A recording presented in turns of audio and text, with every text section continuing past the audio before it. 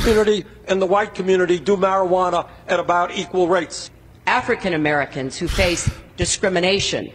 Affordable Care Act has helped more African Americans than any other group.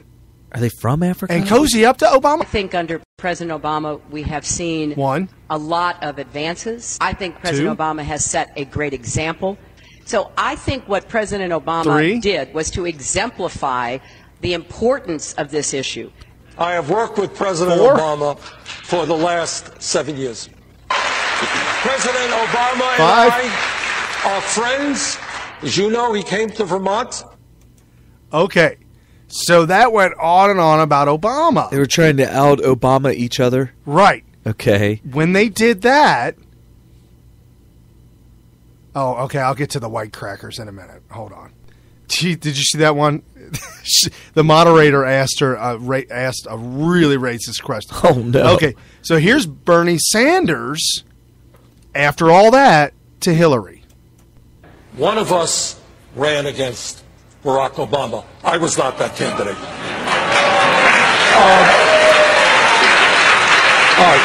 The whole crowd claps for him because he said, I'm the one that didn't run against Obama. I didn't lose against Obama. Right. Well, I didn't even run against him. Okay. Right. Okay, so here's the black moderator asking a question that I think is really super racist. Race in this country. Okay, hold on. Here we go. When we talk about race in this country, we always talk about African Americans, people of color. I want to talk to you about white people. Okay? Right now. So many people would be surprised to find out that we are sitting in one of the most racially polarized metropolitan areas in the country. By the middle of the century, the nation is going to be majority non-white. Our public schools are already there. If working class white Americans are about to be outnumbered, are already underemployed in many cases, and one study found they are dying sooner, don't they have a reason to be resentful, Secretary Clinton? Look, I am deeply concerned about what's happening in every community in America, and that includes white communities where we are seeing an increase in alcoholism, addiction, earlier deaths.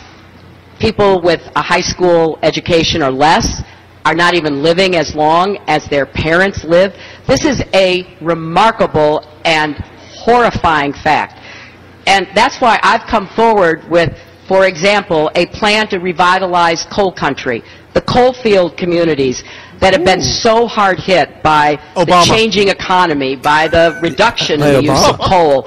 You know, coal miners and their families who help turn on the lights and power our factories for generations and pump CO2 are now into the atmosphere. wondering, has our country forgotten us? Do people not care about all of our sacrifice? How did she pivot away from away I'm going to do from everything I can to address distressed communities, whether they are communities of color, whether they are communities, whether they are in any part of our country.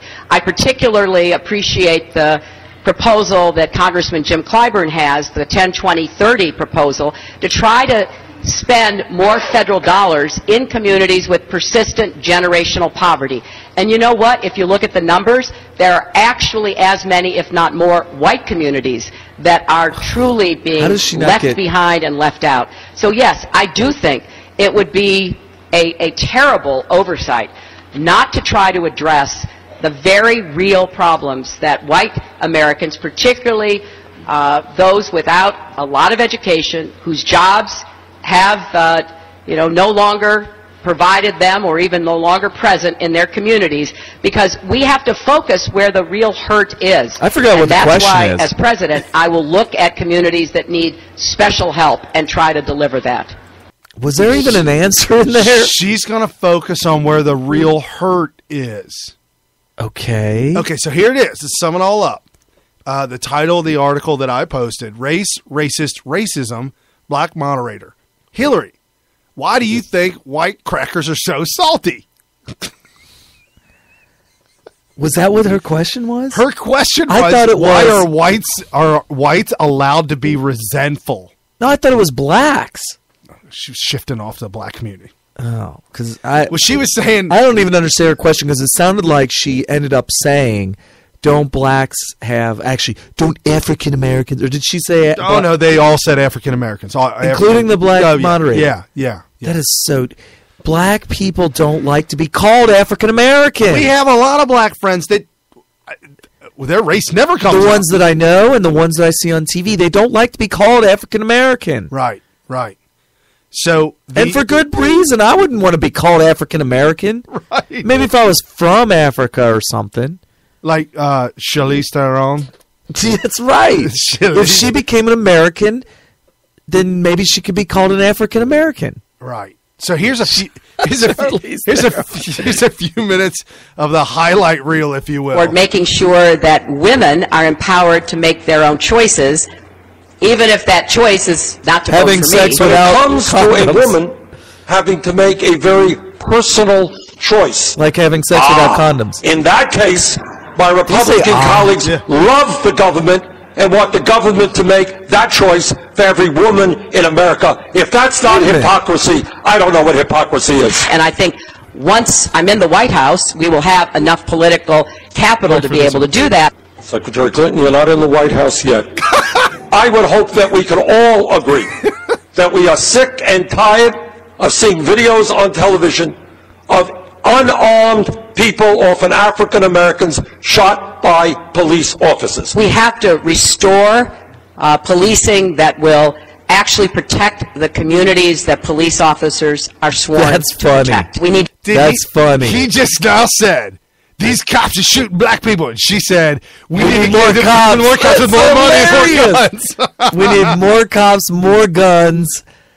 Oh, that's and hilarious. more policing. To understand that American Muslims are on the front line of our defense, and they need to. What?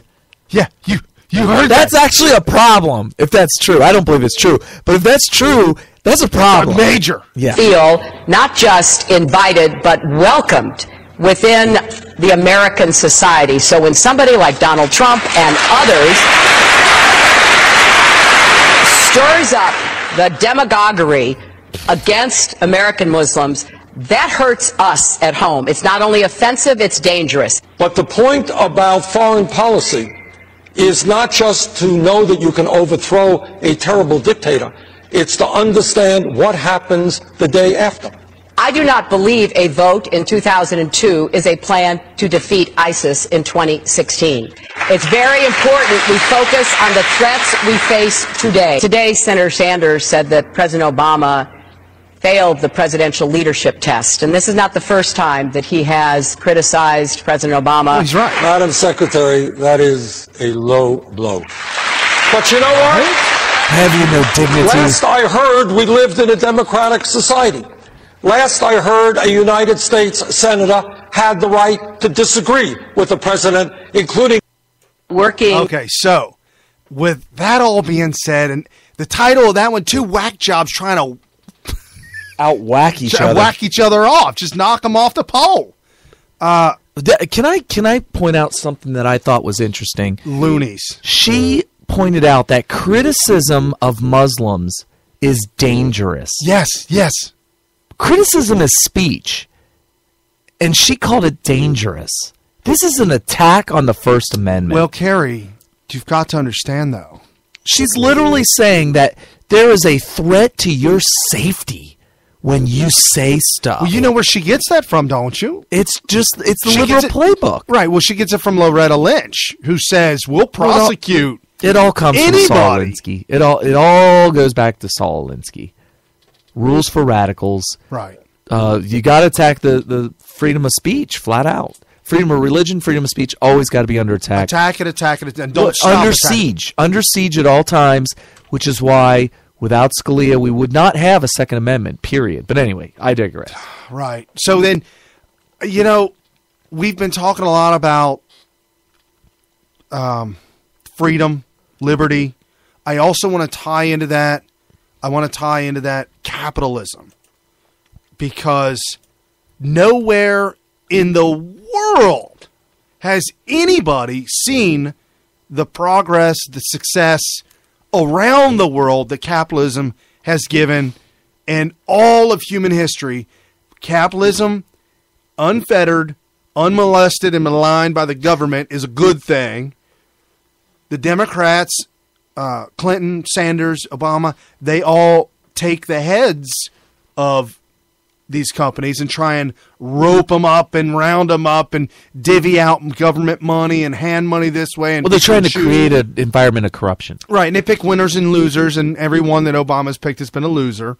I thought it was quite funny how, though, that she said that she was going to go back and raise up those coal mines. That is very surprising. Coal industry. She's going to bring the coal industry back. Very surprising, especially how she talks about Obama, like, hey, look, make sure that you know that me and Obama are on the same page.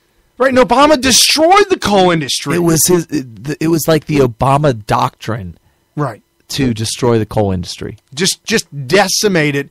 So heating costs go up, production costs go up, people lose their jobs, unemployment goes up. Anyways, I just want to make that a point.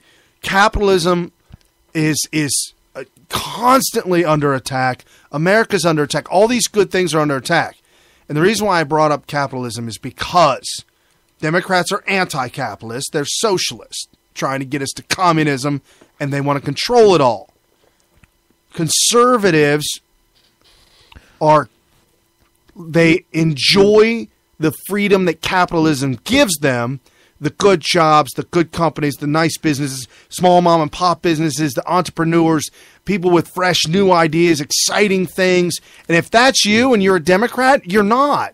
You're really actually conservative and you just don't know it. That does happen. We have a friend like that. She is an absolute hardcore driven capitalist entrepreneur. And she votes hardcore Hillary. Right. She doesn't know why. No. And she'll spouse off things as why, but Hillary doesn't stand for those things. Well, she doesn't have time in her busy life to go and figure out whether or not they align with her true feelings about ideology in general. Right. So this survey that was taken at the end of January found 43% of Americans under the age of 30 are in favor for socialism. 43% versus 33% for capitalism. And then further into the survey, they go into there's no demographic or ethnic demographic preferred socialism over capitalism. It's just a basic under 30. And then they saw that 23% of Americans over 65 had a positive view for socialism. What is going on here? In the past 20 years, and this comes from a World News article, in the past 20 years, the number of people living in poverty worldwide has fallen by half. In 1990, 43% of the world's population lived in extreme poverty.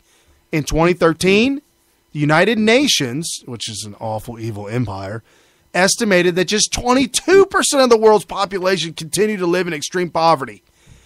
Never in human history have the living conditions and prospects of so many people changed so drastically, so fast, ever.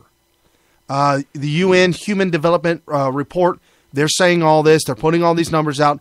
Even if millennials aren't swayed by the dramatic improvements in the worldwide living standards, one would hope they could see the benefits of capitalism in the products and services that inhabit their world. You blankety blanks, all your cell phones and your high-tech stuff and your everything you got. Hypocrites. They don't even recognize or acknowledge what capitalism has done for them in their lives. Do you realize in 20 years, extreme poverty has gone from 43% to 22%? They would never acknowledge that capitalism had anything to do with that. They may even say, yeah, look at what our government's been able to do for us. Oh, so they're crediting the government with that. Yes, that's what they would do. So I just pulled up this. This is on sickbias.com. You can check out all the articles. This is a plethora. A plethora? A plethora.